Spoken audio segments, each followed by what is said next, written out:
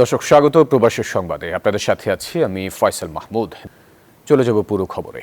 ঢাকা সফররত পাকিস্তানের উপপ্রধানমন্ত্রী ইসহাক দার বৈঠক করেছেন বিএনপি, জামাত ও এনসিপির সাথে।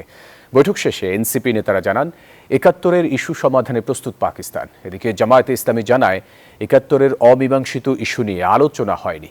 দুই দেশ রাষ্ট্রীয়ভাবে বৈঠক করে এই ইস্যুর সমাধান করতে হবে বলে জানিয়েছেন জামায়াতের নায়েবে আমির সৈয়দ আব্দুল্লাহ মোহাম্মদ তাহের। বিস্তারিত প্রতিবেদনে। ১৩ বছর পর শনিবার দুপুরে ৩ দিনের সফরে ঢাকায় আসেন পাকিস্তানের উপপ্রধানমন্ত্রী ও পররাষ্ট্রমন্ত্রী ইসহাক দার। পাকিস্তানের এই নেতার আগমনে বাংলাদেশের সরকার ও কয়েকটি রাজনৈতিক দলকে বৈঠকের আমন্ত্রণ জানায় পাকিস্তান দূতাবাস। বিকেলে গুলশানে পাকিস্তান হাইকমিশনে দেশটির উপপ্রধানমন্ত্রীর সাথে বৈঠক করেন এনসিপি সদস্য সচিব আক্তার হোসেনের নেতৃত্বে ৭ সদস্যের প্রতিনিধি দল। বৈঠকে বাংলাদেশের জনগণের চিন্তা তুলে ধরার চেষ্টা করা হয়েছে বলে জানায় এনসিপি। 71 ডিলের যে ইস্যুটা আছে সেটা যেমন রয়েছে, তেমনিভাবে এই দুইটি দেশের মধ্যে গণ অভ্যুত্থানের পরে ২৪-এর পরে কিভাবে হলো বাংলাদেশের সাথে অন্য দেশের ফরেন পলিসি হবে, এটার বড় একটি আজকে মিটিং হয়েছে এবং সেটাতে আপনারা দেখেছেন পাকিস্তানের ফরেন মিনিস্ট্রির সাথে। পরে জামায়াতে ইসলামীর ৫ সদস্যের প্রতিনিধি দলও বৈঠক করেন পাকিস্তানের উপপ্রধানমন্ত্রীর সাথে। এ সময় আঞ্চলিক বাণিজ্য উন্নয়ন ও সার্ক সক্রিয় করার জন্য পাকিস্তানের প্রতি আহ্বান জানিয়েছে জামায়াতে ইসলামী।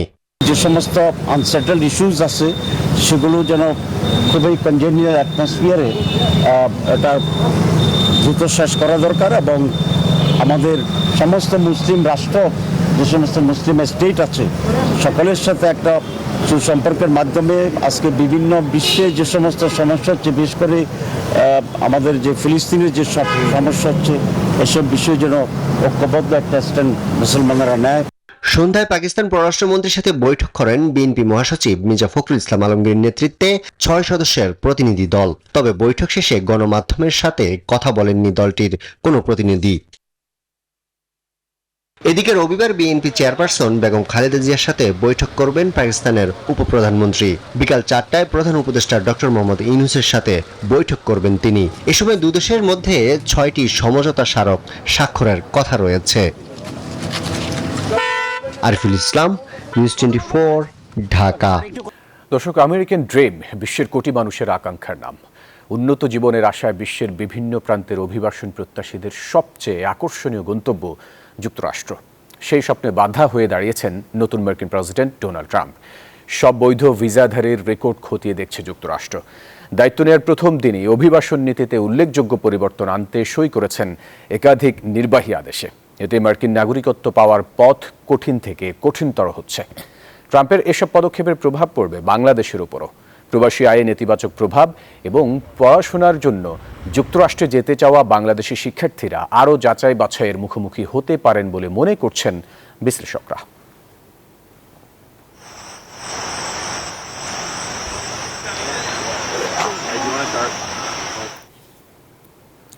দর্শক, এ বিষয়ে আরও খবরাখবর জানাতে যুক্তরাষ্ট্রের নিউ ইয়র্ক থেকে যুক্ত হচ্ছেন সহকর্মী আরিফুর রহমান। আরিফ, সব বৈধ ভিসাধারীর রেকর্ড খতিয়ে দেখছে যুক্তরাষ্ট্র, যেমনটি বলছিলাম। এতে করে প্রবাসী বাংলাদেশিদের উপর কি ধরনের প্রভাব পড়বে? সত্যির জন্য এখন কথা বলতে চাই, সেটা হলো বৈধ যারা এখানে গ্রিন কার্ড হোল্ডার আছে তাদের ব্যাপারে, পাশাপাশি যারা ছাত্রছাত্রী আছে তাদের পড়াশোনার পাশাপাশি যেখানে কর্মসংস্থানের জন্য তারা চেষ্টা করে থাকেন সেই বিষয়ে। এবং আরেকটি সবচেয়ে গুরুত্বপূর্ণ বিষয় হলো যে যারা এরই মধ্যে আগামী ১ বছরের মধ্যে যুক্তরাষ্ট্র এসে অ্যাজাইলেম করেছেন। আপনি জানেন যে অ্যাজাইলেম কিন্তু কয়েক ধরনের হয়। একটা হচ্ছে রাজনৈতিক অ্যাজাইলেম, পলিটিক্যাল অ্যাজাইলেম বলি, আর এছাড়াও জীবননাশের হুমকি সহ বিভিন্ন কারণে বাংলাদেশ সহ পৃথিবীর বিভিন্ন দেশ থেকে যারা যুক্তরাষ্ট্রে এসে এখানে ইউসিআইএস অর্থাৎ ইউএসসিআইএস এ অ্যাপ্লাই করে, অর্থাৎ রাজনৈতিক আশ্রয় নিয়ে কিংবা কোনো ধরনের জীবননাশের হুমকি নিয়ে আশ্রয় নিয়ে যারা এখানে থেকে যেতে চায় তাদের ব্যাপার নিয়ে আমি প্রথমেই তাদের বিষয়ে খুবই গুরুত্বপূর্ণ একটি আপডেট রয়েছে। এখানে রাজনৈতিক আশ্রয়ের ক্ষেত্রে বা যে কোনো অ্যাজাইলেমের ক্ষেত্রে প্রথমে আগে যেটা হতো, এখানে এসে অ্যাপ্লাই করলেই সঙ্গে সঙ্গে সোশ্যাল সিকিউরিটি কার্ড এবং ওয়ার্ক অথরাইজেশন দিয়ে দেওয়া হতো। তারপরে বছরের পর বছর মামলা চলতো, অর্থাৎ প্রপার ডকুমেন্টেশন আদালতে জমা দেওয়ার জন্য একটা সময়সীমা ছিল। সেই সময়সীমায় হিয়ারিং হতো এবং এই সময়সীমা সর্বশেষ 9 থেকে 10 বছর গিয়ে ঠেকতো এবং 9 থেকে 10 বছর পর গিয়ে প্রত্যাশিত গ্রিন কার্ড পেত।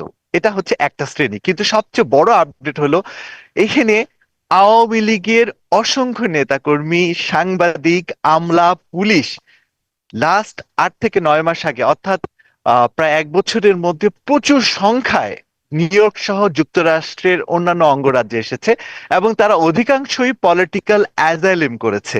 সবচেয়ে গুরুত্বপূর্ণ বিষয় হচ্ছে তাদের মধ্যে প্রত্যাশা ছিল যে যেহেতু বাংলাদেশের রাজনৈতিক পরিস্থিতি অস্থিতিশীল হয়ে আছে, সেহেতু তারা অ্যাজাইলেম করলে, পলিটিক্যাল অ্যাজাইলেম করলে সঙ্গে সঙ্গে এখানকার যে সোশ্যাল সিকিউরিটি কার্ড, বাংলাদেশের যেটাকে আমরা বলি জাতীয় পরিচয়পত্র, এই সোশ্যাল সিকিউরিটি কার্ড পেয়ে যাবে, পাশাপাশি ওয়ার্ক অথরাইজেশন পেয়ে যাবে। সবচেয়ে বড় আপডেট হলো এখন ডোনাল্ড ট্রাম্প এসে যেটা বলেছে যে পৃথিবীর, বাংলাদেশ সহ পৃথিবীর যে কোনো দেশ থেকে যারা যুক্তরাষ্ট্রে এসে অ্যাজাইলেম করবে, পলিটিক্যাল অ্যাজাইলেম হোক, যে কোনো ধরনের অ্যাজাইলেম হোক, তাদেরকে সঙ্গে সঙ্গে সোশ্যাল সিকিউরিটি কার্ড এবং ওয়ার্ক অথরাইজেশন দেয়া হবে না। তাদের যেটা করা হচ্ছে, তাদের তারা সাবমিট করার সাথে সাথে 2 থেকে 3 মাসের মধ্যে অনেকেরই ডেট চলে এসেছে, অর্থাৎ আগে ইন্টারভিউ হবে, তারপরে তাদেরকে আসলেই তাদের ডকুমেন্টেশনের সত্যতা আছে কিনা, তারা যে রাজনৈতিক আশ্রয় যেতে চাচ্ছে কিংবা অন্যান্য আশ্রয় যেতে চাচ্ছে বছরের পর বছর যেখানে সময় লেগে যেত, সেটা কিন্তু আর থাকছে না। যার জন্য অনেকের কপালে কিন্তু এখন চিন্তার ভাঁজ, সবচেয়ে বেশি চিন্তার ভাঁজ যারা আওয়ামী লীগের ভয়ে দেশ ছেড়েছেন এবং যুক্তরাষ্ট্রে এসে অবস্থান করছেন এবং তারা মনে করেছিলেন যে খুব সহজেই রাজনৈতিক আশ্রয় পেয়ে বছরের পর বছর তারা থাকবেন, এক সময় তারা নাগরিকত্ব পেয়ে যাবেন। এদের অনেকেই এখন দুশ্চিন্তায় পড়েছেন, কারণ অনেকেরই আমি খবর পেয়েছি বাংলাদেশের থানা, উপজেলা, জেলা শহর থেকে শুরু করে বিভিন্ন জায়গা থেকে আওয়ামী লীগের নেতাকর্মী, আমলা, আমি যেটা একটু আগেও বলছিলাম, তাদের অনেকেই কিন্তু রিফিউজ হয়েছে এবং অনেকেই কিন্তু এখন বিকল্প চিন্তা হিসেবে কিভাবে বর্ডার পাড়ি দিয়ে কানাডায় যাওয়া যায় কিংবা। আরিফ, আপনাকে ধন্যবাদ আমাদের সাথে যুক্ত হবার জন্য। অভিবাসন আইন কঠোর না হলে যুক্তরাজ্য আগন্তুকদের এক দ্বীপে পরিণত হওয়ার ঝুঁকিতে থাকবে, এমনটি বলেছেন যুক্তরাজ্যের প্রধানমন্ত্রী। আগামী 4 বছরে যুক্তরাজ্যে নিট অভিবাসন উল্লেখযোগ্য সংখ্যায় কমানোর প্রতিশ্রুতি দিয়েছেন প্রধানমন্ত্রী কিয়ার স্টারমার। তিনি বলেছেন, অভিবাসন আইন কঠোর না হলে যুক্তরাজ্য আগন্তুকদের এক দ্বীপে পরিণত হওয়ার ঝুঁকিতে থাকবে। 2016 সালে ইউরোপীয় ইউনিয়ন ইইউ থেকে যুক্তরাজ্যের বেরিয়ে যাওয়া নিয়ে গণভোটের পেছনেও বড় কারণ ছিল অভিবাসন নিয়ন্ত্রণ।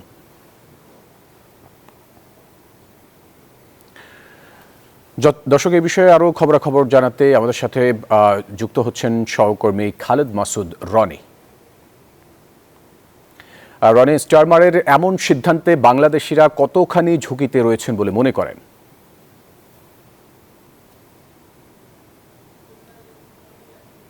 জানেন যে ব্রিটেন হচ্ছে গণতন্ত্রের সূতিকাগার। এখানে মানুষ, বিভিন্ন দেশের মানুষ আসেন বিভিন্ন ভাবে, এর মধ্যে বাংলাদেশিরা রয়েছেন বিপুল সংখ্যক। তবে এখানে যে বিষয়টা হচ্ছে যে এর আগে বর্তমানে যে যুক্তরাষ্ট্র যেভাবে উগান্ডার সাথে চুক্তি করেছে, সেই চুক্তিটি ব্রিটেনও করেছিল, কিন্তু আদালতে তারা হেরে যায়, যার ফলে ব্রিটেন চাচ্ছে অন্য একটি দেশের সাথে চুক্তি করতে এবং তারা তাদের সেই প্রচেষ্টা চালিয়ে যাচ্ছে। কিন্তু যুক্তরাষ্ট্রে যে সাঁড়াশি অভিযান চলছে, সেই সাঁড়াশি অভিযানের বিষয়টা দেখা গেছে ব্রিটেনেও চলছে। আগে ব্রিটেনে কিছু কিছু প্রতিষ্ঠানে রেড দিয়েছিল ইমিগ্রেশন অফিসাররা, কিন্তু বর্তমানে এমন কোন প্রতিষ্ঠান নেই যে প্রতিষ্ঠানে ইমিগ্রেশনরা হানা দিচ্ছে না। প্রতিদিন এবং বিশেষ করে রাস্তাঘাটে তারা হানা দিচ্ছে, যারা ডেলিভারি দিয়ে থাকেন বিভিন্ন কোম্পানিতে, জাস্টিস, উবার, ডেলিভারি সহ বিভিন্ন কোম্পানিতে, তাদের প্রতিও তারা কোম্পানি থেকে তাদের সব ডিটেল নিয়ে তারা তাদেরকে রাস্তাতে অভিযান চালিয়ে আটক করছে। তো সেই হিসাবে বেশ কিছুদিন ধরে বাংলাদেশের মধ্যে আতঙ্ক বিরাজ করছে। সেই আতঙ্কর মধ্যে এখন যেটা হচ্ছে, এই যে তারা অন্য দেশে যারা পাঠাবে, অন্য দেশে যাদেরকে পাঠাবে, তারা হচ্ছে গিয়া যারা অবৈধ পথে এই দেশে আসবে তাদেরকে অন্য দেশে পাঠাবে। তো এই বিষয়টা নিয়ে বাংলাদেশের প্রবাসী যারা এখানে রয়েছেন, বিশেষ করে যারা অবৈধ রয়েছেন এবং যারা আত্মীয় স্বজন অবৈধভাবে রয়েছে, তারা তাদের মধ্যে ধরনের আতঙ্ক বিরাজ করছে। অনেকে ঘর বাড়িতে জায়গা দিতে পারতেছেন না, কারণ যাদেরকে অবৈধ যারা অভিবাসী রয়েছেন, ভাই হোক বন্ধু হোক, তাদেরকে যদি জায়গা দেন, এই বিষয়টা তারা দেখতে পেলে জরিমানা করা হয়। এছাড়া আপনারা জানেন যে প্রতিষ্ঠানে যদি কোনো কর্মীকে ইলিগেল পাওয়া যায় তাহলে 40,000 পাউন্ড জরিমানা করার বিধান করেছে যুক্তরাজ্য সরকার। এবং যুক্তরাজ্য সরকার অবৈধদের নিয়ে হার্ড লাইনে রয়েছে, যার ফলে আতঙ্ক বিরাজ করছে মানুষের মধ্যে। অনেকে খেয়ে না খেয়ে জীবনপাতি করছেন, অনেকে থাকার জায়গা পাচ্ছেন না। এই ছিল ফজল মাহমুদ আমার কাছে সর্বশেষ তথ্য। রনি, আপনাকে ধন্যবাদ আমাদের সাথে যুক্ত হবার জন্য। জাপানের টোকিওতে বাংলাদেশ দূতাবাসে জাতীয় পরিচয়পত্র এনআইডির সেবার কার্যক্রম উদ্বোধন করা হয়েছে। 22 আগস্ট দূতাবাসের হলরুমে এই কার্যক্রমের উদ্বোধন করেন নির্বাচন কমিশনের সিনিয়র সচিব আক্তার আহমেদ। অনুষ্ঠানে প্রধান অতিথির বক্তব্যে আক্তার আহমেদ বলেন, জাপানে বসবাসরত প্রবাসী বাংলাদেশিদের অনেকের জাতীয় পরিচয়পত্র নেই, ফলে তাদের দেশে অনেক ধরনের সেবা প্রাপ্তিতে সমস্যায় পড়তে হয়। এনআইডি কার্যক্রম উদ্বোধনের মাধ্যমে এখন জাপান প্রবাসী বাংলাদেশিরা দূতাবাস থেকেই এনআইডি সংক্রান্ত সেবা গ্রহণ করতে পারবেন। আগামী নির্বাচনে প্রবাসীরা যাতে পোস্টাল ব্যালটের মাধ্যমে ভোট দিতে পারেন সে ব্যবস্থা করা হচ্ছে বলেও জানান তিনি। জাপানে বাংলাদেশের রাষ্ট্রদূত মোহাম্মদ দাউদ আলী বলেন, এনআইডি সেবা চালুর মাধ্যমে প্রবাসী বাংলাদেশিদের দীর্ঘদিনের একটি দাবি পূরণ হলো।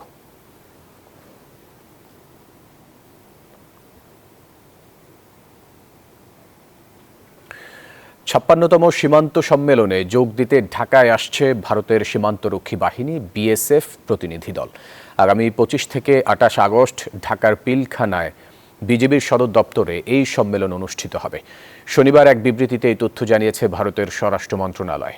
সম্মেলনে আন্তঃসীমান্ত অপরাধ ঠেকানো, সীমান্ত এলাকায় এক সারিতে কাঁটা তারের বেড়া নির্মাণ, বাংলাদেশে আশ্রিত ভারত বিরোধী গোষ্ঠীগুলোর বিরুদ্ধে পদক্ষেপ, সীমান্ত অবকাঠামোর সঙ্গে সংশ্লিষ্ট বিভিন্ন ইস্যু সহ আরও বেশ কিছু বিষয়ে আলোচনা হওয়ার কথা জানিয়েছে নয়াদিল্লি।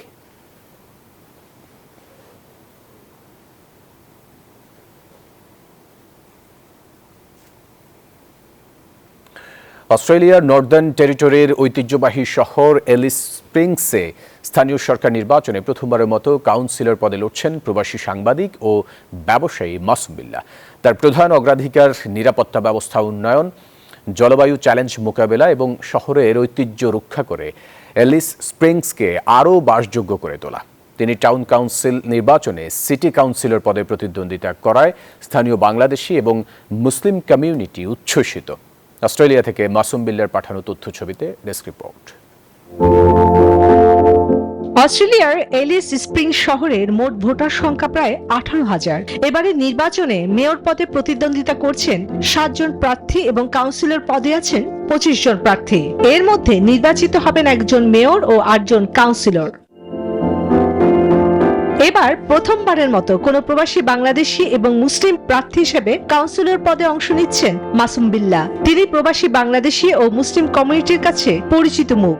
আমি এখানে ভোটে দাঁড়াইছি কারণ আমি আসার পরে দীর্ঘদিন ধরে দেখেছি যে এই কমিউনিটি থেকে, বিশেষ করে বাংলাদেশি এবং মুসলিম কমিউনিটির পক্ষ থেকে এর আগে কেউ নির্বাচনে অংশগ্রহণ করে নাই। তা আমি আমার বাংলাদেশি ভাইদের সহযোগিতা এবং তাদের পরামর্শ এবং মুসলিম কমিউনিটির পক্ষ থেকে যখন আমি সাড়া পেয়েছি তখন আমি চিন্তা করছি যে আসলে ভোটে দাঁড়াতে।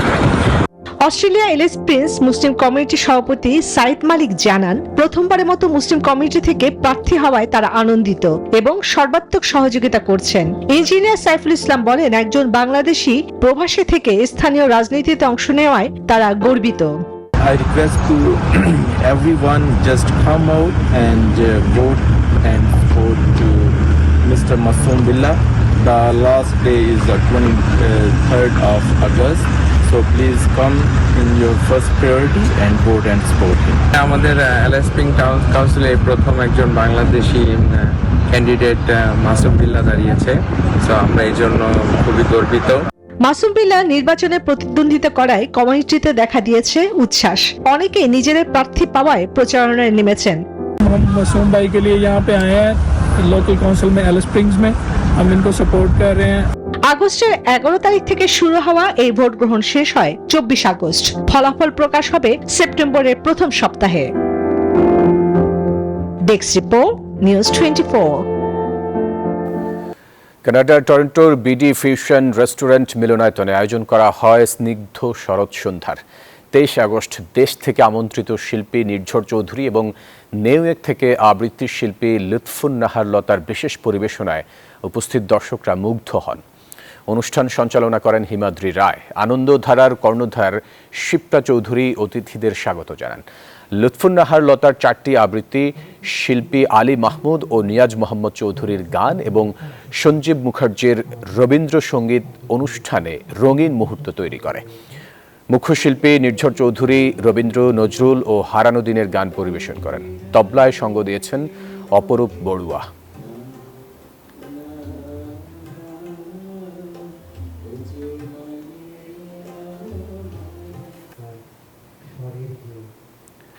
ফ্রান্স বাংলাদেশ প্রেস ক্লাবের কোষাধ্যক্ষ সাংবাদিক মাজহারুল ইসলামের মাতার মৃত্যুতে মিলাদ মাহফিল অনুষ্ঠিত হয়েছে। শুক্রবার ফ্রান্সের প্যারিসে বাদ-জুমা বাংলাদেশ কমিউনিটি মসজিদ ও ইসলামিক সেন্টারে এই মিলাদ মাহফিল অনুষ্ঠিত হয়। এতে বাংলাদেশ কমিউনিটি ব্যক্তিত্ব আব্দুর রহিম, রেজাউল করিম রেজা ছাড়াও সামাজিক, সাংস্কৃতিক, রাজনৈতিক, সাংবাদিক নেতৃবৃন্দ ও অসংখ্য প্রবাসী বাংলাদেশি সহ বিভিন্ন দেশের মুসল্লিয়ানরা শরিক হন। ফ্রান্স বাংলাদেশ প্রেস ক্লাব ও হবিগঞ্জ জেলাবাসী এই মিলাদ মাহফিলের আয়োজন করে। সরকার নির্বাচন প্রভাবিত করতে চাইলে পদত্যাগ করবেন প্রধান নির্বাচন কমিশনার। রাজশাহীতে মত বিনিময় সভায় এই কথা বলেন তিনি। কোন পদ্ধতিতে নির্বাচন হবে এই বিতর্ক নিয়ে সিইসি বলেন, পিআর পদ্ধতিতে নির্বাচন সংবিধানে নেই। যারা ভোটকেন্দ্র দখলের আশায় আছেন তাদের স্বপ্ন দুঃস্বপ্নে পরিণত হবে বলেও সতর্ক করেন তিনি। রাজশাহী থেকে মতিউর মর্তুজার তথ্য ছবিতে ডেস্ক রিপোর্ট। বিগত 3 নির্বাচনে অনিয়ম, জালিয়াতির ক্ষত কাটিয়ে ফেব্রুয়ারির প্রথমার্ধে ভোট ধরেই এগোচ্ছে নির্বাচনী ট্রেন।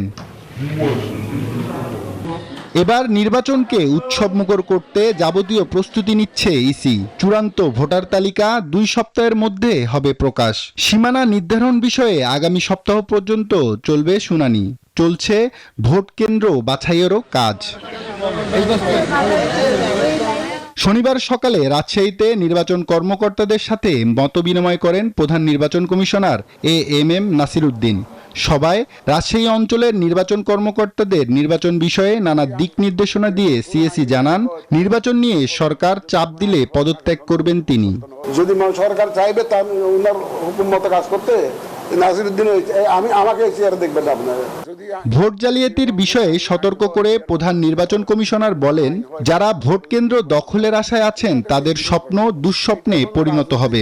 নির্বাচন কমিশনের যেসব সদস্য স্ব-উদ্যোগে ভোট জালিয়াতিতে জড়িত ছিল তারা এবার অংশ নেবেন না নির্বাচন কার্যক্রমে। যারা ভোট কেন্দ্র দখল করার জন্য নিয়ত করে বসে আছেন, বাক্স দখল করার জন্য নিয়ত করে আছেন, তাদের স্বপ্ন ভঙ্গ হবে। কেন্দ্র দখল করে জিতবো, বাক্স দখল করে জিতবো, সেই সুযোগ ইনশাআল্লাহ তারা পাবে না। কোন পদ্ধতিতে নির্বাচন অনুষ্ঠিত হবে এ বিতর্ক নিয়ে প্রধান নির্বাচন কমিশনার বলেন, পিআর পদ্ধতিতে নির্বাচন সংবিধানে নেই। পিআর পদ্ধতি তো বিভিন্ন রাজনৈতিক দল দাবি করতেছে, এটা তো আমাদের কনস্টিটিউশনে নাই, আর কোনো আইনেও নাই। আমরা শাসনতন্ত্র এবং আইন দ্বারা গাইডেড, এর বাইরে আমরা যেতে পারি না। সিএসি আরও জানান, আইন শৃঙ্খলা পরিস্থিতির উন্নতি হয়েছে। ভোটের আগে অবৈধ অস্ত্র উদ্ধার অভিযান চলবে। অস্ত্রবাজি করে ভোটে জয়ী হওয়া যাবে না। আব্দুল্লাহ মামুন, নিউজ 24। বাংলাদেশের মানুষ পিআর গ্রহণ করেনি, কিন্তু কিছু পাওয়ার আশায় পিআর নিয়ে মাতামাতি করছে কয়েকটি দল। এমনটি মন্তব্য করেছেন বিএনপি স্থায়ী কমিটির সদস্য সালাউদ্দিন আহমেদ। পিআর না করে দাবি নিয়ে বিএনপির সাথে রাজনৈতিক দলগুলোকে আলোচনার আহ্বান জানান তিনি। কক্সবাজারের চকরিয়া বিএনপির সম্মেলনে এসব কথা বলেন তিনি। এদিকে জামালপুরে বিএনপি স্থায়ী কমিটির আরেক নেতা ইকবাল হাসান মাহমুদ টুকু বলেছেন, যারা পিআর চায় তারা ৭১-এ এই দেশের স্বাধীনতার বিরোধিতা করেছে। 5 বছর পর কক্সবাজারের চকরিয়ায় বিএনপির সম্মেলন ঘিরে শনিবার সকাল থেকে নেতাকর্মীদের ঢল। ব্যানার, ফেস্টুন আর পোস্টারে ছেয়ে যায় গোটা এলাকা। সম্মেলনে যোগ দেন বিএনপির স্থায়ী কমিটির সদস্য সালাউদ্দিন আহমেদ। বলেন, পিআর সাধারণ মানুষ গ্রহণ করেনি, তাই ভোটের অধিকার প্রয়োগের মধ্য দিয়ে নির্বাচিত সরকার গঠন করতে হবে। পিআর তো বাংলাদেশের মানুষ গ্রহণ করে নাই, কেউ পিআর পিআর বলে এখনো বলা হচ্ছে।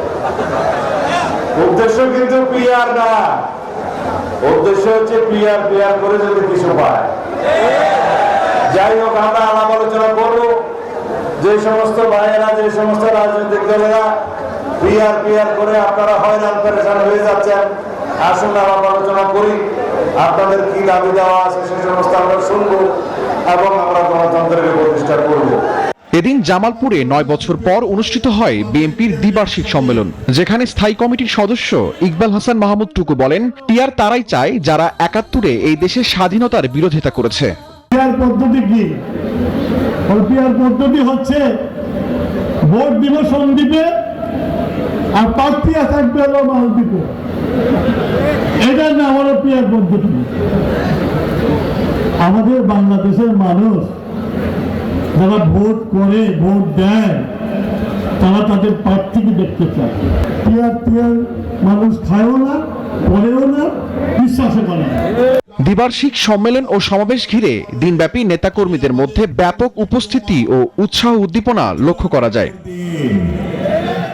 শাহরিয়ার কবির, নিউজ 24, ঢাকা। নির্বাচনী আসন বন্টন সহ নানান বিষয়ে জাতীয় নাগরিক পার্টিকে নিয়ে প্রোপাগান্ডা ছড়ানো হচ্ছে বলে মন্তব্য করেছেন এনসিপির আহ্বায়ক নাহিদ ইসলাম। এনসিপি মালয়েশিয়া শাখা আয়োজিত এক অনুষ্ঠানে এসব কথা বলেন তিনি আরও বলেন, এনসিপি আসন ভাগাভাগির রাজনীতি করে না। আমাদের নিয়ে বিভিন্ন প্রোপাগান্ডা চালানো হচ্ছে যে 30টা আসন, 15টা আসন, 15টা আসন। শেখ হাসিনার আমলে, শেখ হাসিনার আন্দোলনের সময় আমাদেরকে আমরা শোনাতে পারি নাই। এখন এই সিট বা এগুলো নিয়ে আমাদের যারা নেতৃবৃন্দ আছে, আমরা আছি, তারা সমঝোতা করবে। এটি আসলে বিশ্বাসযোগ্য নয় এবং আপনাদেরও সেই ধরনের সন্দেহ রাখার কোনো উচিত হবে না। ওই আস্থা, ওই বিশ্বাস আমাদের প্রতি লাগবে।